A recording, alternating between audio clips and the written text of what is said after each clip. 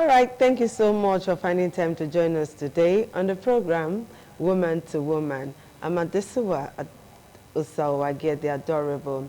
So today on Woman to Woman, we want to look at one of those things that really question us as parents, and that's parenting. What is effective parenting? How do we achieve effective parenting? Because it's like nowadays the kids are getting smarter than their parents. Every day they get smarter. They find one new or even 10 tricks to use on parents. Today we see kids behaving abnormally, and then they say it's the trend. What is trendy about an insultive child? A child who does not have respect, who does not have regard for other people. You know, what is trending about somebody who will just sit down one day and decide that, oh, I want to rip somebody off. I just want to swindle somebody. What is trendy about bad habits? What is trendy about, you know, indecent dressing, half-nakedness and all of that? What is trendy about selling yourself for money? Did we fail as parents? What are those things parents are not doing right that warranted all of this characteristics our children are exhibiting? Or perhaps, shall we fault the social media and put all the blames on social media? Because children engage more on social media activities than other things that would give them good growth. We are not saying social media is not good. No, at least you learn a thing or two from that, but is it supposed to be that way? These are many questions my guest will answer for us today. So join me as I make welcome Yeka Ogbepo. She's a counselor, and thankfully she's also into music and plenty more. She enjoys counseling young adults, particularly those who just got married. You and I know that most often the time marriages these days, luckily for some, it will last 3 months, some 6 months, some 6 years. Others, on that wedding night, they will share Gary and everybody will go their separate ways. So we don't know. Is it that we are beginning to be very far from our Creator? We don't do things the way our Creator wants us to do, or what? So, Yeka Ogbepo, I leave the floor for you. How are you? Good, and you? I'm good too, okay? Yeah. So, well, I want to look at effective parenting. Now, let's take it this way. What would you describe as good parenting? Good parenting is deliberate. Okay. Good parenting is effective. Okay. Good parenting is communication. Okay. Good parenting is taking deliberate steps to bring up a well-rounded, wholesome human. Okay, when you say parenting is deliberate, and then making deliberate effort to raise a whole-rounded human being, please, can you just break it into pieces so that we understand better? Well, it entails a lot. Like I tell people, you know, we've discovered that a lot of people stumble into parenting. It's like when we talk about marriage, and people ask when is the right time to get married, and then it's just like like our society has made it like a set of steps. Okay. Like you attain one, the next one. So for a lot of married persons, it's okay, once we get married, the next thing is to start to have children, without even sitting back and asking the right questions. Am I of the right frame of mind to start birthing kids at this point in my life? Do I have what it takes to really raise children who would be of benefit to the society? So that is what deliberate parenting is, asking the right questions even before marriage. You start to learn the things that you need to know, looking at your environment. What are the things that go wrong? What can I do better, even from your parents? You as a child, you know your experiences. You know the things that you wished your parents would have done with you. So those are some of the things. That's why we say it is deliberate. It is asking questions. It is getting knowledge, adequate knowledge. it is looking at your life, reflecting on your life and saying, okay, these are the things as a child I wish my parents did with me or did for me. How can I incorporate those into the lives of my children? You know, so those are some of the steps when we say parenting is deliberate. Okay, so tell us those steps we can use, because nowadays it seems our children are quite smarter these days. You know, unlike in my days, my parents could easily say, sit there and don't leave until I come back. And my mom would like actually come back to meet you there. But nowadays you see it, you tell a child, sit there. I'll come back and I should come back and meet you there. And then the child will leave. And when the child sees you coming, the child is struggling to go back to the and say, why did you leave? And then the child will tell you, I went to do this. There must be 1, 2, 3, or 10 excuses. So how do we get through to our kids? Because these days you see a lot of persons, I don't believe in punishment, like flogging and all of that. I don't believe in that, but a lot of times you find yourself doing it. Maybe when you're frustrated, you're finding a way to like ease the frustration. You just take it out on the child. So what should we do to grow our child properly? Okay, so from the way you asked the question first, like, why is it like that? Why is it that, okay, maybe during your time, your parents will give an instruction and you obey? They're not born you well to disobey. Of course, they're not born you well. I think it's a generational thing. It's just like, I like to take everything back to marriage. It's just like when they'll say the wives of these days are not as patient as so the children of these days are not as patient as we were back in our time. They will ask questions. If you tell a child, don't touch this thing, you make the child actually curious as to why. What's the reason behind, you know? So they would want to ask questions. This generation have learned to not just take things as they come. They want to know the why, yes. So, and part of deliberate parenting is being patient and responsible enough to know that sometimes you give your children the answers. Because if you leave them aloof, if you tell them, just do as I say, shut up. The thing is, if they don't get the answers from you, they might actually try to get it from elsewhere, or they'll do that thing just to see what the repercussion would be. And another thing, you know, I don't like spanking children, but I'm also of the opinion when you spare the rod, you spoil the child. Okay. The thing is just that there's a lot of abuse with punishments and corrections these days. Sometimes you have to just talk, while other times you need to go the extra mile and do just more than talk. Sometimes you need to actually spank children. I know I'm on national television, but it's just my own point of view. Yes. Yeah, because every opportunity I get, I like to tell people I'm a believer in the Bible. And it says, when you spare the rod, you spoil the child. So everything has to be balanced. The thing is that children are very attentive. They see, they know, they observe, and that's how they learn. A child knows when their parents are shouters. So they know that even if I go ahead, over time they've studied, that even if I go ahead to disobey mommy, all she will do is shout. She will rant from morning till night without action. And the children will continue to push the boundaries. And they will push to a point. It will get to a point you have no control over them anymore. But when they see that, when mommy says don't do this, and I go ahead and do it, there's a repercussion. They tend to be a bit more careful. You know nowadays kids that we have, they go to school and they are told by their teachers that it is wrong for their parents to hit them. It is wrong for their parents to yell at them or shout at them. Like my son will say, why are you yelling? You know?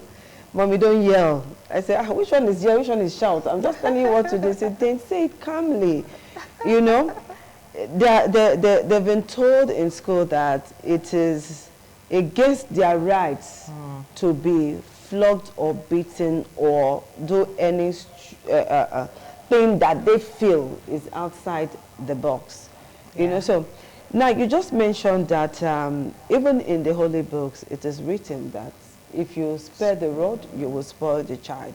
Now, what are the teachers teaching the children? Are they teaching them to disobey, or they are teaching them to uphold their rights? Do the children even have a right when they have their parents that decide for them, so to speak?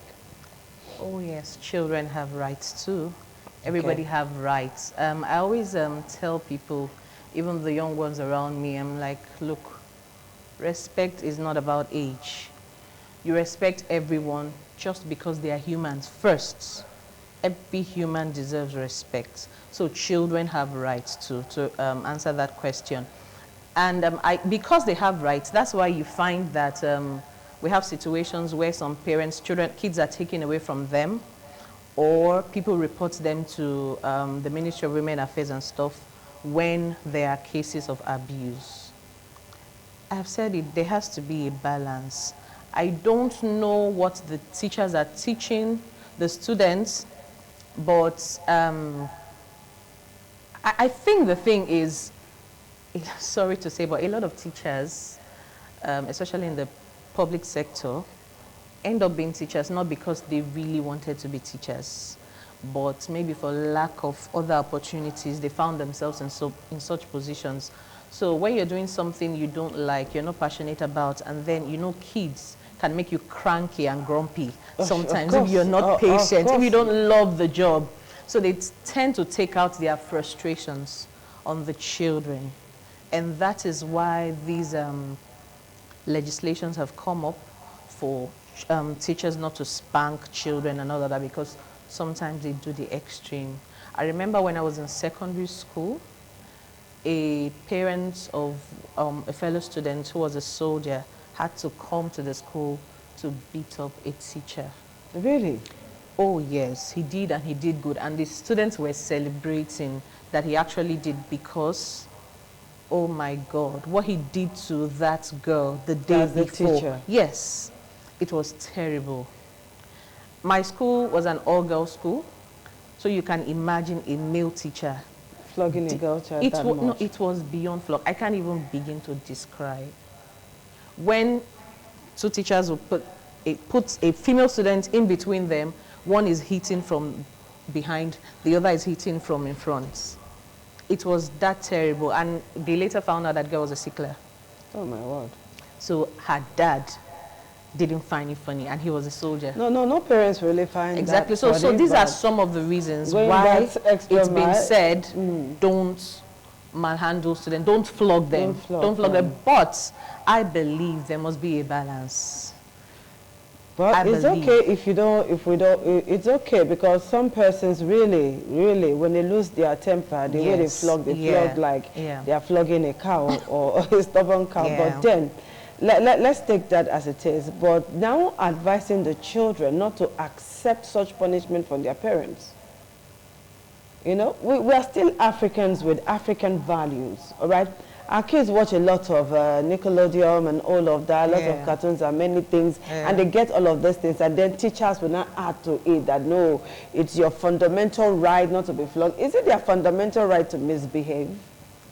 Like you said, there should be a balance. I remember I had my nieces and nephew visiting on one of the summer holidays, and one Sunday afternoon, you know, after the whole stress of church and all of that, and we're like, okay, let's all have a siesta. And then one of them didn't want to. She was not having it. We call her kerosene because she hardly sleeps. She hardly sleeps. And because I was insisting, before I knew what had happened, she picked her phone and she called my mom. Not her mom, because she knew her mom wouldn't be able to do anything to me, but then she called my mom because she felt like grandma would be able to talk to auntie, and I was like, really? Now you know who I am. I said the first thing is because you had a phone to have access to grandma, so first of all, hand the phone over to me, and then sleep you must.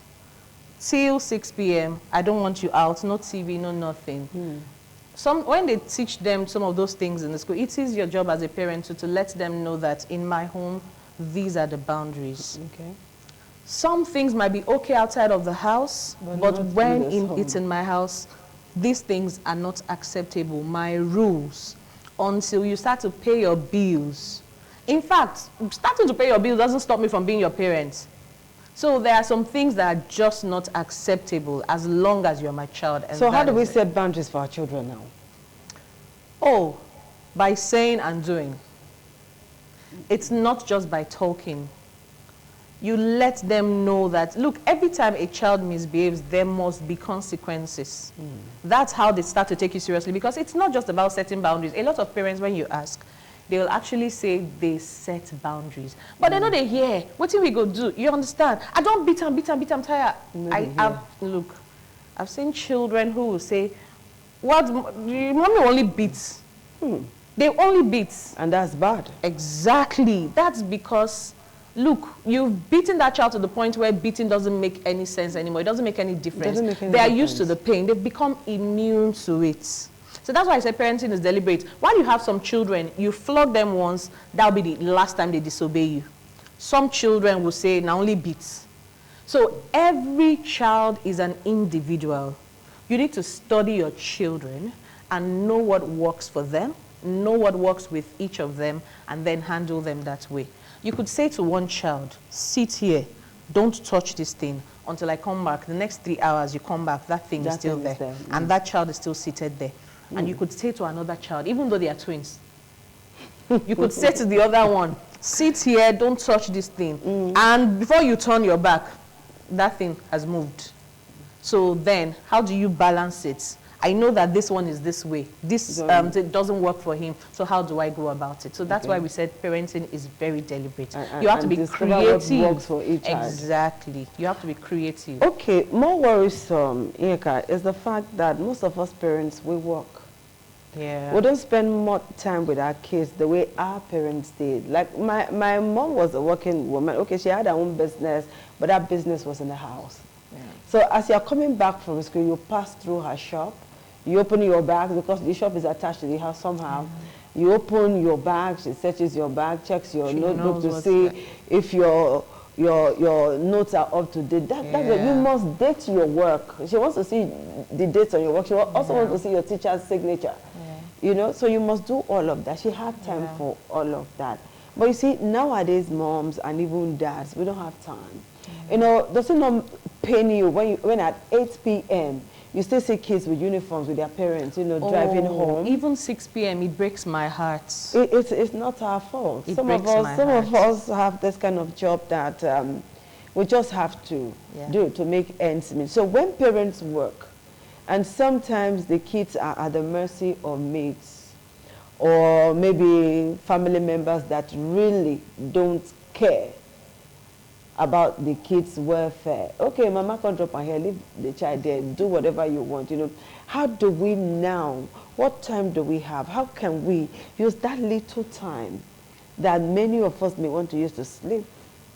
How do we use it to like inculcate good morals in our kids? Well, I think you've already answered the question. That little time you have. Yeah, because that little time we want to use it to sleep. There are other times to sleep. If you sleep too much, you know when the Bible says a little sleep, a little slumber. So it is with your children too. You sleep on their matter too much and you wake up one day and you discover you do not recognize your kid anymore. I know it's not easy, and that's why you find that in other climes, you find that some women after having kids, they're just like, I want to be a stay-at-home mom. Because they understand the dedication. Exactly. It doesn't. And that puts women in a position where they have to carry on a lot. So you have to be wife, you have to be mother to children, you have to be a staff, sometimes a businesswoman. Sometimes they're even working in the professional scenes and then running their businesses to private businesses. So it's a lot. I know that because sometimes I just tell myself, it's like 24 hours. It's not enough in a day, you know, but we need to do what we need to do. We need to do what we need to do, because if not, you'll be very sorry tomorrow, especially in your old age. So it's about sacrifice. I tell people, like, just give it the first 16 years.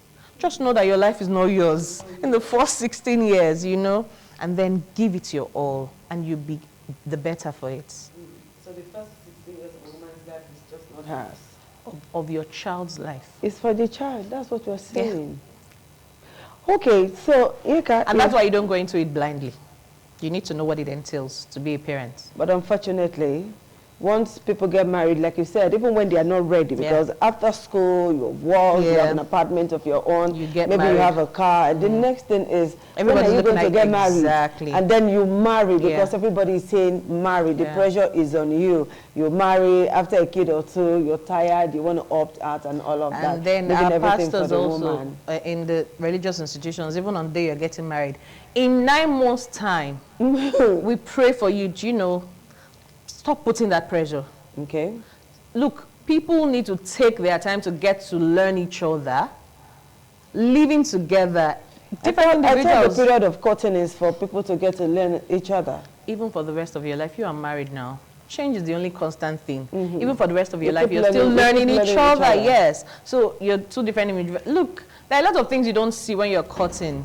Okay. You just see briefs and bits of it. When you start staying together, cohabiting, that's when you really know that, okay, I'm seeing some things that I've never seen. There are some things will shock you in the first 3 months of your marriage. But if in the first month, the woman is already pregnant, she's dealing with a lot. She's dealing with the changes she's seeing in her partner. She's dealing with the changes that's happening in her body. It just makes her grumpy because there's too much for her to handle. And a lot of times, most people are not ready for the changes that come with being married. They think it's all about living in Alice in Wonderland. Then after the wedding, they come back to earth and they see the realities. Yes. All right, Yeka, you've done so well this afternoon, and I'm so happy you had time to come and be with us here today. Okay, one word for that struggling parents out there. That struggling parents who have to juggle work and the home and still finding it difficult to have a balance before we wrap up now. One word. Okay, make a statement. Keep at it. Stay strong. It will all be worth it at the end of the day. Don't lose hope. Don't lose your mind. Don't get tired. For the sake of your children, for the sake of the future. That's fine. And also instill discipline in that child of yours. Yeah. All right, Yeka, thank you so much. I appreciate this Thank show you together. for having me. You're always welcome. All right, guys, this is it for today on Woman to Woman. Try your best possible to be a good parent so that we don't raise monsters tomorrow. Bye-bye.